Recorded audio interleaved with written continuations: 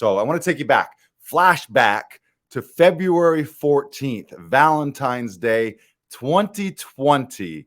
I remember it well. Where was I? I was on set under the sunniest blue skies, beautiful sunny day, but in freezing, ice cold, frigid, minus 20-degree weather.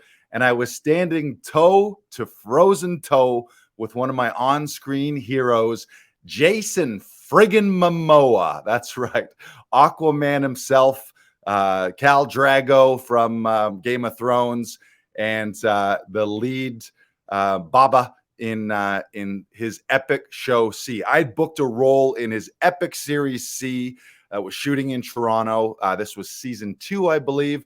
And I got to spend a day on set with Jason, literally living my dream, working on the biggest Hollywood blockbuster series that I'd ever been on. I think that show is about $10 million an episode, one of the biggest shows to ever shoot in Canada. I'm out on set, surrounded by 500 extras. I've got a few hundred crew around me, and I was just soaking up every second of that experience, just watching and learning, and specifically watching how Jason, as the lead and star of his own show, was carrying himself on set, just soaking every little thing in. And although I was only booked for that day, I knew I was just a day player. I was only there for that brief moment in time. This was my day to be on set with him. I had scenes literally where we were face to face. And but I knew that I was only there for one day. So I'm looking at him. He's the star of the show, lead of the show. And I made a vow to myself that day watching him that I was like, you know what? Whatever it takes, I'm going to make a vow that one day I'm going to be in Jason Momoa's shoes. Although I think I am size 13. I feel like my shoes are bigger, so I probably wouldn't fit in his shoes. I feel like his shoes are smaller than me. Believe it or not, he's about an inch or two smaller than me. But his figurative shoes, eventually as the star of my own show, I made that vow on set that day. And it was just on top of the world. I'm like, this is my dream spot. This is exactly where I want to be. Everything that had built up in that life, every role that I had booked up until that point, had led me to that day where I'm fucking toe to toe with Jason Momoa, thinking I have fucking arrived. So I'm thinking, like, after 10 plus years in this business as an actor and comedian, here I am. This is just the fucking beginning. Next stop, Hollywood stardom, leading my own show. This is the trajectory that I'm on. And then cut to a few weeks later, and the entire world came to a screeching pandemic halt. And so did everything that I do for a living to earn money. And you know this, if you were an actor or performer back in 2020, there was no TV and film shoots. There was no live theater. There was no live stand-up shows. Nada, zilch, nothing. We all got shut down. And this isn't unique to actors and comedians. The whole world got shut down.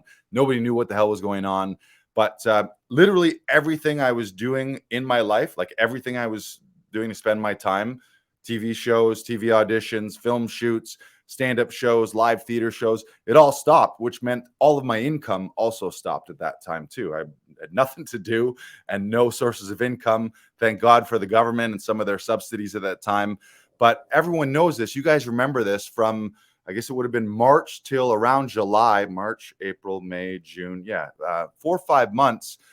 We all were just hanging out, sheltering in place, and a real deep, for me at least, a little bit of a, not a little bit, a lot of fear that, am I ever going to get to do the thing that I love to do again? Am I ever going to work again? Like, how am I going to figure this out? I got to make money. Like, is this the end?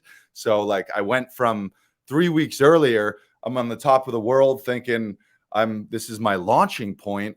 And then 4 months later, I hadn't done a thing. So it was really scary. And you guys know this if you were if you were in the industry at that point. But then slowly but surely, the industry started to open up again. But during most of 2020 and even the first half of 2021, it was scary. And I'll be honest, it was sometimes a dark time filled with like ongoing lockdowns, massive uncertainty, and leaving all of us. Again, I hope, I'm sure many of you can sympathize and empathize with this, and you were there yourself, so I'm not alone in saying this, really leaving me wondering, am I going to get to do the things that I love to do again? Fortunately, as everyone knows, the pandemic as shitty as it was, it gave a lot of lessons. It gave a lot of impetus to pivot and change and find new opportunities and learn and grow. And that's a decision I made really early on was, okay, well, how would I handle this if I was in jail? Like what this kind of feels like jail. I'm in lockdown. We're not allowed to go places. Everything's shut down. But if I was in jail, what would I do? And it was like, my answers was I would learn and grow and work out, meaning I would just focus on myself and see what I can do to learn and grow and build so that when I get out of jail or out of lockdown, at least my life and business and career is somewhere moving forward rather than I've just sat around, waited, wasting away, and I'm going to be further and further behind when things open up.